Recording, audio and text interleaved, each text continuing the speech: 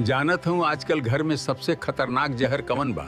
न बोली, न लड़ाई, ऊ बा भेदभाव। जहाँ प्यार तौलाला वहाँ मन टूटे में देर न लागेला। एगो लड़का के दुलार, दूसरे के समझौता, हाँ रे एगो सा। के सहारा। दूसरे के तू तो समझदार बाटा।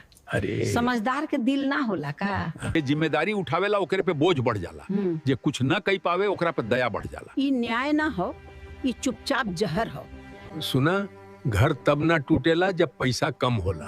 घर तब टूटेला जब न्याय ना होला। भेदभाव शोर मचा के ना आवेला, पहले टीस बन के जन्मेला, फिर तुलना, फिर दूरी। आ एक दिन रिश्ता जिंदा रहेला, बाकी अपनापन मर जाला। माई बाप तो बस ई सोचेला कि हम तो दोनों के मानत हई। बाकी जवन उपेक्षित होला ओकरे खातिर ई प्यार न पक्षपात लगेला।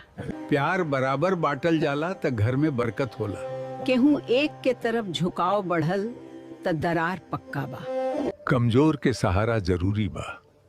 बाकी जे जिम्मेदारी लेला ओकर अनदेखी सबसे बड़ा अन्याय बा। याद रखा, उहे घर लंबा चलेला जहाँ दू आंख न होला। न त पक्षपात के आग सबसे पहले अपनापन जला देला। मन के दूरी रिश्ता खत्म कर देला। लइका बच्चन में फर्क मत करा, न त आज के दुलार काल के पछतावा बन जाई।